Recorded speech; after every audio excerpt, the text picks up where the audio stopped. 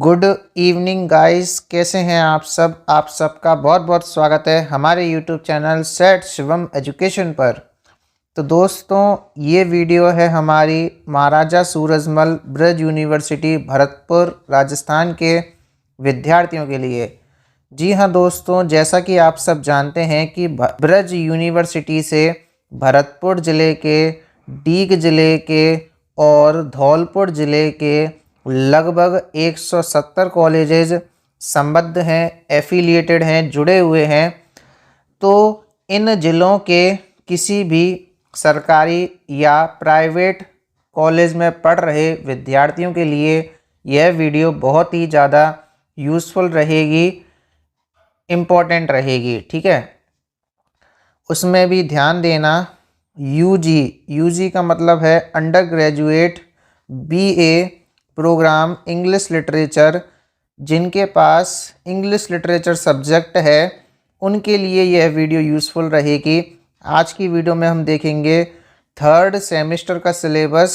Session रहेगा अपना 2024-25 and onwards. इसका मतलब ये है कि जब तक सिलेबस चेंज नहीं हो जाएगा तब तक यही सिलेबस रहेगा। ठीक है, 2024-25 में ये है थर्ड सेमेस्टर का सिलेबस। 2025-26 में भी यही रहेगा, 2026-27 में भी यही रहेगा। ठीक है, चेंज तो होने जाने वाला नहीं है। तो यह वीडियो प्रमुख रूप से सेशन 2024-25 के बीए थर्ड सेमेस्टर के विद्यार्थियों के लिए है। किन के लिए है दोस्तों? बीए थर्ड सेमेस्टर के सेशन 2024-25 के विद्यार्थियों के लिए है।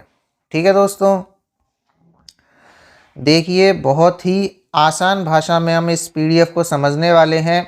ये वही पीडीएफ है जो यूनिवर्सिटी ने अपनी ऑफिशियल वेबसाइट पे डाली है। मैंने इसमें कुछ भी चेंज नहीं किया है। ठीक है दोस्तों, सब्जेक्ट हमारी रहेगी इंग्लिश लिटरेचर, क्लास हमारी रहेगी BA third semester regular and non college. ठीक है, दोनों प्रकार के विद्यार्थियों के लिए यही सिलेबस रहेगा, अलग अलग नहीं रहेगा। ठीक है, और पेपर का नाम है अपना पोइट्री एंड ड्रामा। जैसा कि आपको याद होगा फर्स्ट सेमेस्टर में भी इसी तरह पोइट्री एंड ड्रामा का पेपर आपका लगा था, है ना। ठीक है, आगे बात करते हैं। Examination scheme for EOSE। EOSE का मतलब क्या है दोस्तों? End of semester examination. अर्थात सेमेस्टर एंड होने पर जो परीक्षा लगती है उसको बोलते हैं end of semester examination. Short में बोलें तो EOSE। ठीक है दोस्तों, इसके अलावा एक और यहाँ पे टर्म है जिसको समझना ज़रूरी है, वो है CA। CA का मतलब है कंटिन्यूअस असेसमेंट, सतत मूल्यांकन किया जाएगा। ठीक है, CA में आपका असाइनमेंट जो आप बनाओगे वो इंक्लूड रहेगा। इसके अलावा अटेंडेंस आपकी इंक्लूड रहेगी। ठीक है, यदि आप रेगुलर स्टूडेंट है तो। दूसरी बात, ये जो CA वाला मैटर है ना, कंटिन्यूअस असेसमेंट वाला, ये केवल रेगुलर विद्यार्थियों के लिए लागू होता है। किन के लिए लागू होता है? रेगुलर विद्यार्थियों के लिए लागू होता है। नॉन कॉलेज प्राइवेट स्टूडेंट्स के लिए, स्वयं पाठी परीक्षार्थियों के लिए CA कंटिन्यूअस असेसमेंट लागू नहीं होता है। ठीक है, देख लेना, यहाँ पे स्पेशली लिखा हुआ है रेगुलर स्टूडेंट। ठीक है, जैसा कि मैं आपको बताना चाह रहा था। देखिए, टाइप ऑफ एग्जामिनेशन थ्योरी अर्थात प्रैक्टिकल का कोई काम यहाँ पे नहीं होने वाला है। Course code and nomenclature. Nomenclature का मतलब नाम ही होता है कि कोर्स कोड क्या है, ये है। ठीक है, और इसके अलावा जो है नोमेनकल्चर, कोर्स का नाम क्या है? पोइट्री एंड ड्रामा, या पेपर का नाम है। ठीक है, इसके अलावा देख लीजिए ड्यूरेशन ऑफ एग्जामिनेशन, अर्थात पेपर कितने घंटे का होगा? तो 3 घंटे का होगा। कंटिन्यूअस असेसमेंट, वो मिड टर्म एग्ज़ाम की यहाँ पे बात हो रही है। Mid term exam, assignment, file, attendance, इसकी बात हो रही है। ठीक है, और कितने नंबर का आपका पेपर होगा? तो 120 नंबर का पेपर होगा, और 30 नंबर का आपका वो रहेगा सेशनल नंबर। आप CA को एक तरह से सेशनल मार्क्स समझ सकते हो। क्या समझ सकते हैं आप? सेशनल मार्क्स जो आपने देखा होगा 10th में और 12th में भेजे जाते थे ना 20-20 नंबर, उसी तरह से यहाँ पे भी अब कर दिया है। पहले नहीं था, जब एनुअल स्कीम चलती थी तब ये सिस्टम नहीं था।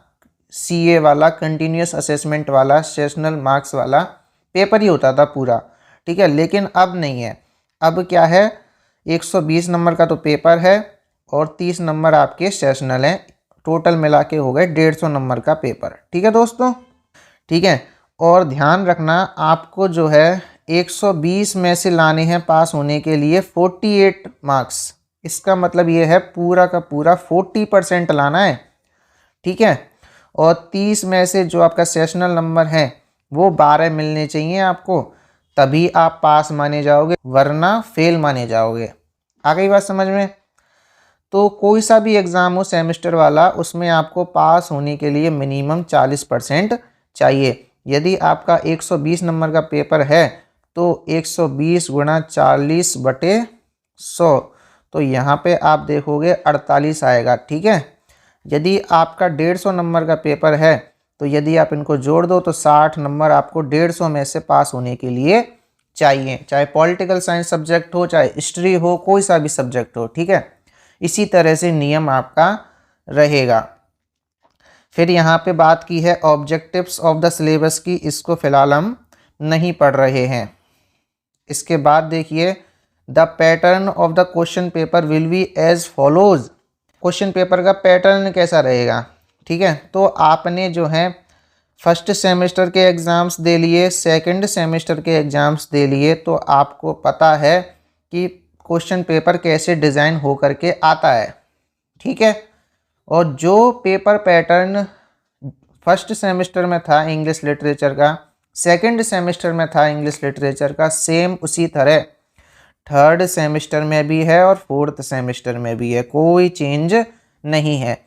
एक बार मैं इस पेपर पैटर्न को और बता दूंगा, कब? जब हम सिलेबस डिस्कस कर लेंगे उसके बाद, ठीक है।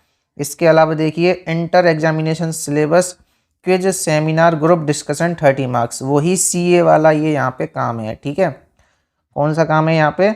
सीए वाला काम है, कंटिन्यूस असेसमेंट सेशनल मार्क्स वाला यहाँ पे ये काम है, ठीक है। यदि आप एक नॉन कॉलेज विद्यार्थी हो, प्राइवेट स्टूडेंट हो, ठीक है, तो आपका सीधा सीधा 150 नंबर का 3 घंटे का पेपर लगेगा और 150 में से आपको 60 नंबर पास होने के लिए चाहिएंगे, ठीक है। कोई झंझट नहीं 30 नंबर का यहाँ पे, ठीक है। सीधे सीधे 150 नंबर का पेपर दो और 60 नंबर लेके आओ और पास हो जाओ। आ गई बात समझ में? आगे बात करें, देख लीजिए भैया सिलेबस। सिलेबस में आपके टोटल 4 यूनिट हैं, unit first, unit 2, unit 3, unit 4, ठीक है। जिस तरह से फर्स्ट सेमेस्टर में थी सेम, कोई भी अंतर नहीं है। तो फर्स्ट सेमेस्टर में आपका same history of English literature थी, लिटरेरी टर्म्स थे, यहाँ पे भी वही है, पर सेम नहीं है, टॉपिक सेम है और उसके अंदर जो सब टॉपिक है वो अलग है, ठीक है। हिस्ट्री ऑफ इंग्लिश लिटरेचर का इतिहास पढ़ना है, 1746 से लेके 1850 तक का पढ़ना है। जबकि आपने फर्स्ट सेमेस्टर में, ठीक है, 1500 से लेकर के और 1745 तक का पढ़ा था, ठीक है। और थर्ड सेमेस्टर में आपको सेकेंड ईयर थर्ड सेमेस्टर के एग्ज़ाम में आपको 1746 से लेके 1850 तक की हिस्ट्री आपको पढ़नी है। आ गई बात समझ में? और जो आपका फिफ्थ सेमेस्टर लगेगा, थर्ड ईयर का फिफ्थ सेमेस्टर लगेगा, उसमें आपको 1746 से लेकर के और मॉडर्न एज तक की हिस्ट्री पढ़नी है, उसमें भी यही आएगा, ठीक है। क्योंकि जो एनुअल स्कीम का सिलेबस था ना, ये पूरा सिलेबस वैसा ही है, कुछ हटा देते हैं, कुछ जोड़ देते हैं, और वैसे देखा जाए तो सेम ही है, कुछ भी अंतर नहीं है, थोड़ा सा चेंज होता है बस। जो एनुअल स्कीम में सेकेंड ईयर का पेपर फर्स्ट का पहले सिलेबस था ना, वही आपका बीए थर्ड सेमेस्टर का सिलेबस है। और जो पहले एनुअल स्कीम में सेकंड ईयर का पेपर 2 का सिलेबस था ना, वो आपका 4th सेमेस्टर का सिलेबस है। ठीक है, बहुत ही इंपॉर्टेंट बात मैं आपको यहाँ पे बता रहा हूँ, दोबारा सुन लेना। एनुअल स्कीम, ठीक है, annual scheme BA second year, BA second year paper first का जो सिलेबस है वो आपका बीए थर्ड सेमेस्टर का सिलेबस है। ठीक है, और जो एनुअल स्कीम का ही जो बीए सेकंड ईयर का पेपर सेकंड का सिलेबस है ना, वो आपका बीए फोर्थ सेमेस्टर का सिलेबस है। ठीक है, आशा करता हूँ आप इस बात को समझ गए होंगे। ठीक है, कुछ टॉपिक्स जैसे कुछ एक दो पोयम हटा दी, कुछ एक दो पोयम नई जोड़ दी, ये किया है अब की बार सेमेस्टर में। ठीक है, पहले एनुअल स्कीम में पेपर जो है वो 100 नंबर का होता था, अब सेमेस्टर में वो पेपर 150 का कर दिया। ठीक है, और कुछ अंतर नहीं है। तो सबसे पहले आपके लिए क्या दी गई है, हिस्ट्री ऑफ इंग्लिश लिटरेचर 1746 से 1850 तक की, और क्वेश्चंस किससे रिलेटेड पूछे जाएंगे हिस्ट्री में भी, social political and economic background, सामाजिक राजनीतिक एंड आर्थिक पृष्ठभूमि, मेजर लिटरेरी मूवमेंट्स प्रमुख साहित्यिक आंदोलन, and chief characteristic features of the period, period के प्रमुख चारित्रिक विशेषताएं, major writers and their books, प्रमुख लेखक और उनकी कृतियां, वर्क्स।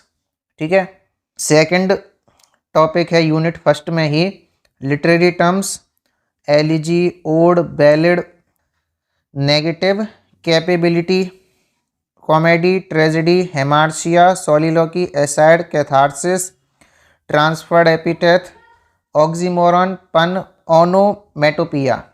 ठीक है, ये यहाँ पे आपके कुछ लिटरेरी टर्म्स हैं। टोटल कितने हैं देख लेते हैं, 1 2 11 12 13 14, ये आपके 14 लिटरेरी टर्म्स हैं जो आपको पढ़ने हैं। आ गई बात समझ में। डियर स्टूडेंट्स, यूनिट फर्स्ट में से किस तरह से क्वेश्चंस पूछे जाएंगे, इस बात को हम पूरा सिलेबस डिस्कस करने के बाद आपको बताऊंगा कि इस यूनिट फर्स्ट में से यूनिट सेकंड में से किस तरह के क्वेश्चंस आएंगे, शॉर्ट क्वेश्चंस आएंगे, एक्सप्लेनेशन वाले क्वेश्चंस आएंगे या लॉन्ग क्वेश्चंस आएंगे, कौन सा क्वेश्चन कितने नंबर का होगा ये बताएंगे। ठीक है, अभी पहले एक बार पूरा सिलेबस डिस्कस कर लेते हैं। ठीक है, यूनिट टू इसमें आपके 6 पोइट्स हैं और 6 पोइट्स की 7 पोएम्स हैं। ठीक है, 6 पोइट्स की 7 पोएम्स हैं, इसका मतलब कोई एक पोइट की 2 पोएम है। ठीक है, और बाकी सब पोइट्स की एक एक पोएम है। ठीक है, देख लेते हैं फटाफट कौन कौन सी पोएम आपके सिलेबस में है। जेम्स थॉमसन की है hymn on solitude, William Collins की है ode to evening, Robert Burns की है a red red rose, Thomas Gray की है elegy written in a country churchyard, William Blake की है London to the evening star, और विलियम काउपर की है on the receipt of my mother's picture. ठीक है, तो मैं आपको एक यहाँ पे बात बता दूँ कि पहले का जो सिलेबस था ना, पहले का जो सिलेबस था उसमें ये सब पोएम्स थी। ठीक है, ये सब पोएम्स थी, ये 2 पोएम नहीं थी विलियम ब्लैक की, लंदन और टू द इवनिंग स्टार, ये 2 पोएम पहले नहीं थी, अब इस बार नई जोड़ी हैं। ठीक है, न्यू पोएम्स हैं ये जो कि सिलेबस में ऐड की गई हैं। अच्छा, ये नहीं थी तो इनके अलावा कौन सी 2 पोएम पिछली बार सिलेबस में थी, एक तो थी द लैम्ब और एक थी द टाइगर। ठीक है, एक तो थी द लैम्ब और एक थी द टाइगर, ये 2 पोएम थी, इनको हटा दिया इस बार सिलेबस में से और ये 2 पोएम्स नई जोड़ दी। ठीक है, आ गई बात समझ में। आगे बढ़ते हैं और चलते हैं अपने यूनिट थर्ड पर। ठीक है, यूनिट थर्ड पर अपने पास इधर हैं 5 पोइट्स, ठीक है, और पोएम्स हैं अपनी 3 और 1 4 और 2 6, 6 और 2 8 और 2 10 पोएम्स हैं, ठीक है, 10 पोएम्स हैं। तो आइए फ्रेंड्स देख लेते हैं कौन कौन सी पोएम्स हैं। विलियम वर्ड्सवर्थ की है poem the world is too much with us, the solitary reaper और 3 ईयर्स शी ग्रू, ठीक है। इसके अलावा देखिए एस.टी. कॉलरेज की है कुबला खान, पी.बी. शैली की है ode to west wind and love's philosophy, Lord Byron की है she walks in beauty, to Tom Moore, John Keats की है when I have fears and ode to autumn. तो दोस्तों यहाँ पे 5 पोइट्स की 10 पोएम्स हैं आपके सिलेबस में। तो इनमें से कौन सी पोएम न्यू जुड़ी है और कौन सी पोएम पिछले एनुअल स्कीम वाले सिलेबस में नहीं थी, ये मैं आपको बता देता हूँ। ये जो पोएम है the world is too much with us, ठीक है, ये वाली पोएम आपकी न्यू जुड़ी है। बाकी अलावा जो सब पोएम्स हैं ना वो सब पहले वाली ही हैं, जो एनुअल स्कीम में थी ना वो ही हैं। आ गई बात समझ में। तो इस पोएम के बदले पहले कौन सी पोएम आपके सिलेबस में थी, तो वो थी डैफोडिल्स। कौन सी थी दोस्तों? डैफोडिल्स पोएम पहले इसके जगह पर थी। आ गई बात समझ में, और पूरा सिलेबस वही था। दोस्तों अब बात करते हैं यूनिट 4 की, जो कि है आपके ड्रामा का, ठीक है, जो कि है आपका ड्रामा का। 2 ड्रामा आपके सिलेबस में है, एक तो है रविंद्रनाथ टैगोर का सेक्रीफाइस और दूसरा है जॉर्ज बर्नार्ड शॉ का कैंडिडा, ठीक है, कैंडिडा, ठीक है। पिछले एनुअल स्कीम के सिलेबस में सेक्रीफाइस तो आपका था, कैंडिडा नहीं था, इसके स्थान पर था दूसरा आर्म्स एंड द मैन, ठीक है, आर्म्स एंड द मैन, ये ड्रामा सिलेबस में था। ये भी जी.बी. शॉ ने ही लिखा था, ठीक है। तो ड्रामा का नाम चेंज कर दिया है, ड्रामा का जो ड्रामाटिस्ट है वो चेंज नहीं किया है। तो ये हो गया भैया आपका पूरा सिलेबस। पेपर पैटर्न को और डिस्कस कर लेते हैं एक बार, ठीक है, रिवीजन हो जाएगा। पेपर पैटर्न कैसा आएगा, क्वेश्चन पेपर कैसा आएगा। ये जो पोएम्स हैं वो सब किसी एक किताब में मिल जाएंगी क्या? तो हाँ बिल्कुल मिल जाएंगी, ठीक है। उस बुक का कवर पेज मैं यहाँ पे लगा दूंगा, उसको आप देख लेना और मार्केट में मिल जाए तो उसको खरीद कर ले आना, ठीक है। बुक का नाम है गैलेक्सी ऑफ इंग्लिश पोइट्री। यदि ये किताब आपको मार्केट में मिल जाए तो ले आना, पुरानी मिल जाए पुरानी ले आना, नई मिल जाए नई ले आना, और यदि ना मिले तो हमारे चैनल से जुड़े रहना, ठीक है। दोस्तों अब डिस्कस कर लेते हैं pattern of question paper. First point देखिएगा, there will be 10 questions in the paper. Paper में टोटल 10 क्वेश्चंस आएंगे, स्टूडेंट्स को उनमें से कोई 5 करने हैं, ठीक है। प्रत्येक क्वेश्चन 24 नंबर का होगा और 24 गुणा 5 आपका हो जाएगा कितना? 120। 24 गुणा 5 आपका हो जाएगा 120 नंबर का पेपर, ठीक है, रेगुलर वाले विद्यार्थियों का। और नॉन कॉलेज वाले विद्यार्थियों का 150 नंबर का होगा, ठीक है। तो उसमें आप भाग दे लीजिए, 5 क्वेश्चंस करने हैं, 30 नंबर का 1 क्वेश्चन होगा उसमें, नॉन कॉलेज वाले पेपर में, ठीक है। इस तरह से है। दूसरा पॉइंट देखिएगा, क्वेश्चन नंबर 1 एंड 2 कंपलसरी रहेंगे, अर्थात वो करने ही करने हैं, ठीक है। और स्टूडेंट्स को सेक्शन 2, 3 और 4 में से एक एक क्वेश्चन सेलेक्ट करना है और उत्तर देना है। इस वाली लाइन को मैं आपको समझा देता हूँ क्या कहना चाहता है। Students will be required to answer 3 more questions selecting 1 question from each question section 2, 3, 4। इसका मतलब ये है कि आपका जो ये यूनिट 2 है, यूनिट 3 है और यूनिट 4 है, ठीक है, इसमें से पूछे जाएंगे भैया लॉन्ग क्वेश्चंस, ठीक है। वो 2-2 भी पूछे जा सकते हैं और 3-3 भी पूछे जा सकते हैं। ठीक है, हर यूनिट में से लॉन्ग क्वेश्चंस पूछे जाएंगे और वो 2-2 भी पूछे जा सकते हैं और 3-3 भी पूछे जा सकते हैं। लेकिन करना आपको एक ही है, करना आपको एक ही है। एक क्वेश्चन कितने नंबर का होगा? 24 नंबर का। इतनी बात समझ में आ गई?